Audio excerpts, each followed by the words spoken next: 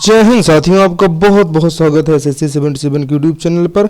हम आपके बीच में लेकर आ चुके हैं एक बेहतरीन टॉपिक जिसे आप रौलट एक्ट के नाम से जानते हैं। सर सिडनी रौलट, जिनका नाम ही जो है काफ़ी है इस अधिनियम को जानने के लिए, और ये वही अधिनियम की चर्चा हम आपसे करने जा रहे हैं जिसमें बिना मुकदमा चलाए जेल जाने की व्यवस्था थी।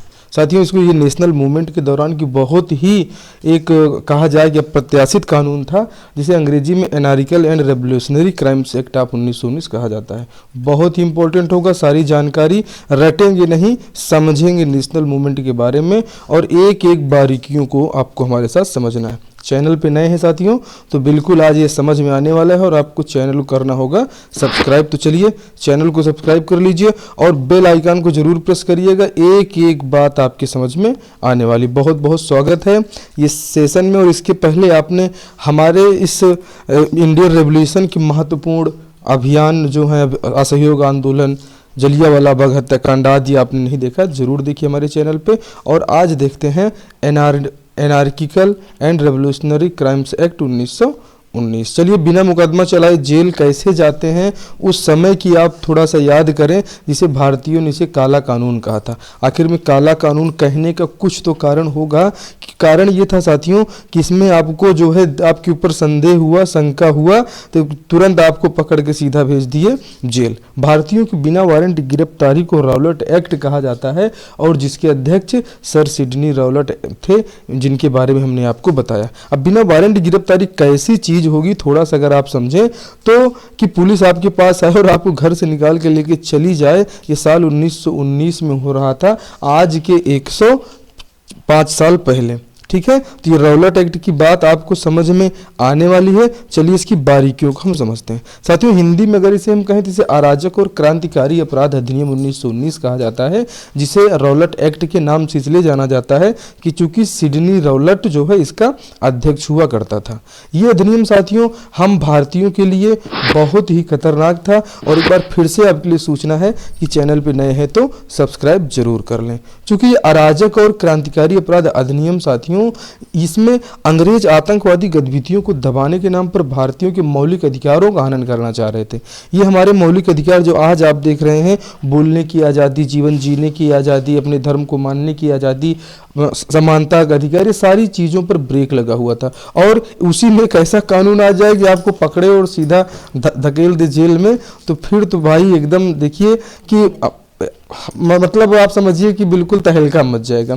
और आप देख रहे हैं स्क्रीन पे अहमदाबाद चंपारण सत्याग्रह, खेड़ा सत्याग्रह। इस आंदोलन में हमारे भारतीय समाज में उस व्यक्ति की एंट्री होने वाली है जिसे आप गांधी जी के नाम से जानते हैं। आप जानते हैं खेड़ा सत्याग्रह, चंपारण सत्याग्रह और अहमदाबाद आंदोलन में जो है हमारे महात्मा गांधी जी ने अपनी जोर आजमाइश को अंग्रेजों के सामने जो है दिखा दिया था। और जब ऐसा कानून आता है तो ऐसे कानून के सामने जो है हमारे गांधी जी का आना बहुत जरूरी हो जाता है। तो चलिए इसके बारे में जानते हैं कि गांधी जी कैसे जोर आजमाइश करेंगे इस रौलट एक्ट के मामले में। साथियों, इस अपराध अधिनियम के समक्ष आप देखें कि रौलट एक्ट जब भारतीय हमारे एक आशा कर रहे थे अंग्रेजी हुकूमत से कि भाई अब जो है सेकेंड वर्ल्ड वॉर खत्म होने वाला है और अंग्रेजी हुकूमत जो है हमको क्या करेगी, थोड़ा सा संवैधानिक सुधार करेगी। भारतीय जनता ये अपेक्षा लगाए बैठी थी। लेकिन उनको ये कैसी आशा थी कि जहाँ पे अपेक्षा थी कि अब हमें कुछ राहत मिलने वाली है, वहाँ पे मिल जाता है बिना मुकदमा चलाए जेल। तो भाई दर्द तो होगा ही। और द्वितीय विश्व युद्ध की समाप्ति पर हमारी जनता जो है संवैधानिक सुधारों की अपेक्षा लगा के बैठी थी। लेकिन अंग्रेज साथियों हम भारतीयों को थोड़ा भी रियायत देना नहीं चाहते थे। अब नहीं चाहते थे तो उनकी बात हम आगे करते हैं कि क्यों नहीं चाहते थे, क्या ऐसा कारण था। साथियों देखिए कि रौलट एक्ट जो था फरवरी 1919 में प्रस्तावित रौलट एक्ट के खिलाफ देशव्यापी आंदोलन का आह्वान महात्मा गांधी जी ने फरवरी 1919 में कर दिया था। ये वही रौलट एक्ट है जिसके बारे में आगे गांधी जी कहते हैं साथियों कि मोहनदास करमचंद गांधी जी ने जब मार्च 1919 में रौलट एक्ट के खिलाफ सत्याग्रह का नारा दिया, तो ये हमारे भारत देश में जब 1915 में ये वकील जो है बनकर और आप देखिए दक्षिण अफ्रीका के अभियान को समाप्त करके लौटे थे। तो ये इनका पहला कार्यक्रम था और देशव्यापी संघर्ष छेड़ने का पहला प्रयास महात्मा गांधी जी का रौलट एक्ट के रूप में हमें दिखाई देता है।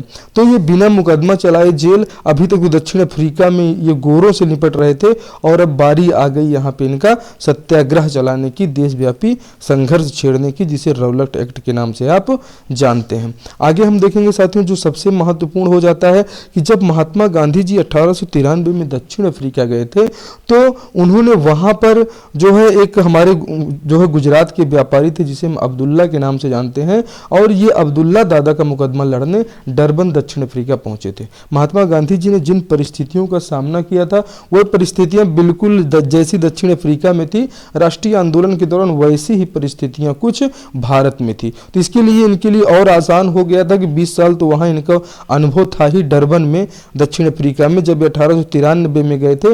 और साथ ही साथ हम ये जान लें कि जब ये गए थे तो मात्र 25 साल के थे, और जब ये लौटे रंगभेदी अत्याचारों का सामना करके दक्षिण अफ्रीका में तो ये 45 साल के हो चुके थे। अब 45 साल का आदमी भारत में लगातार भ्रमण करने के दौरान 1919 में लगभग 50 साल का पहुंच चुका था। साथियों, दक्षिण अफ्रीका में इनके जो है 7 अत्याचारों के बारे में आप जानते हैं कि जैसे प्रथम श्रेणी का टिकट होने के बाद भी जो है ट्रेन से रात्रि में इनको ठंडी में उतार दिया गया और सारी रात इन्होंने प्रतीक्षालय में अपनी रात काटी, ठंड में अपनी रात बिताई। और ऐसी परिस्थितियों का सामना करने वाला व्यक्ति जब भारत में आता है तो भारत में इन रंगभेदी अत्याचारों के विरुद्ध जो अंग्रेज यहाँ भी कर रहे थे उसके विरुद्ध उठ खड़ा होता है और देशव्यापी हड़ताल चढ़ाना, उपवास और प्रार्थना सभाओं का आयोजन करना, ये सब कार्यक्रम 1919 में ही प्रारंभ कर देते हैं महात्मा गांधी जी, जिसे हम रौलट सत्याग्रह के नाम से जानते हैं। अब रौलट सत्याग्रह मतलब रौलट से सत्याग्रह की आशा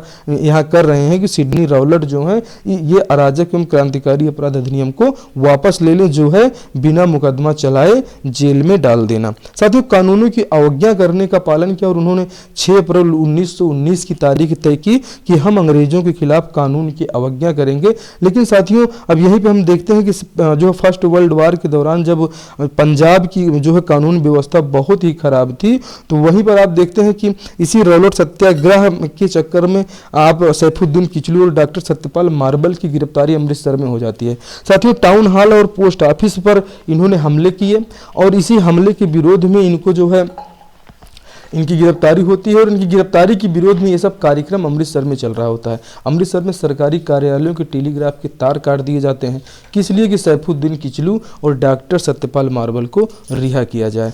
आगे हम देखेंगे साथियों, गोरे लोगों को मारा पीटा गया, ये सब कार्यक्रम कहाँ चल रहा है? पंजाब में चल रहा है।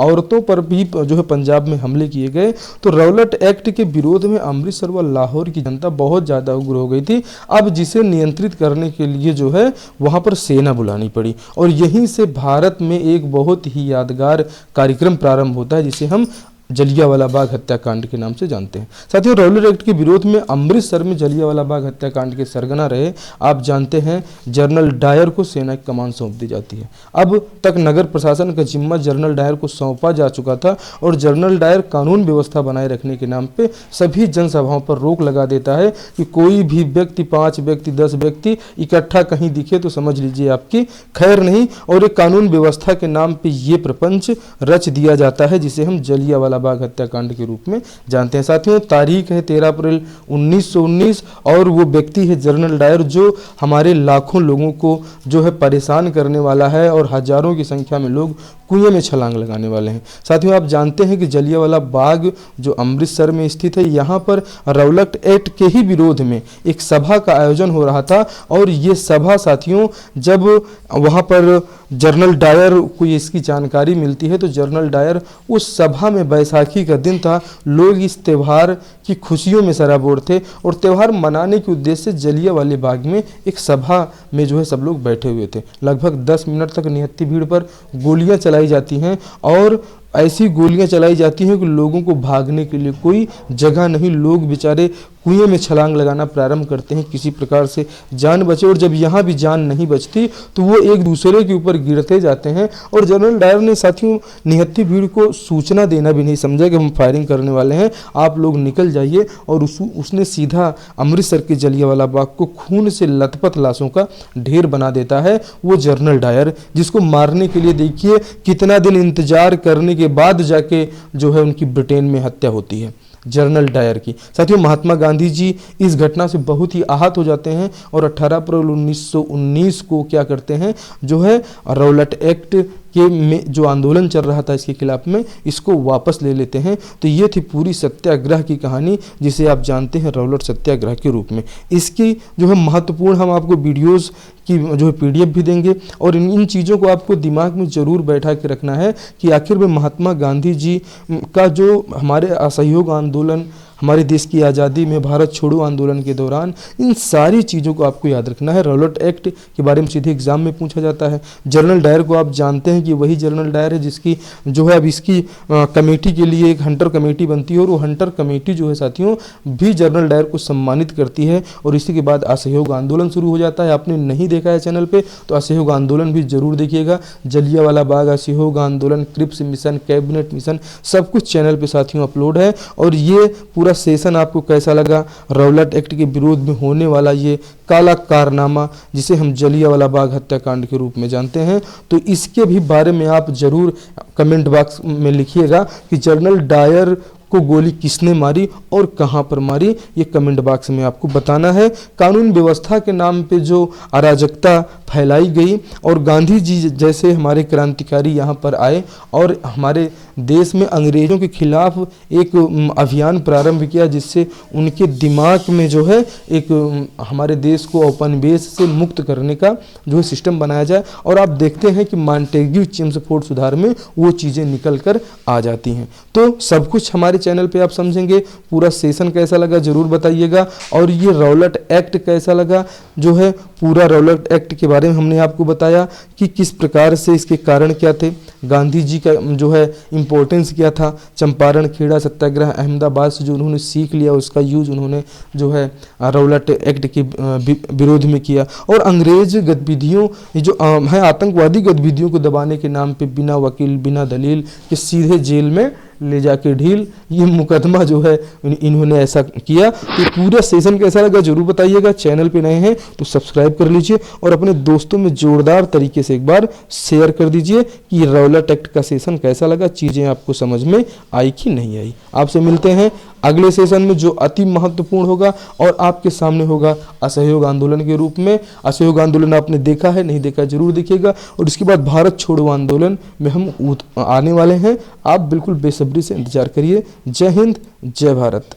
जय माता दी।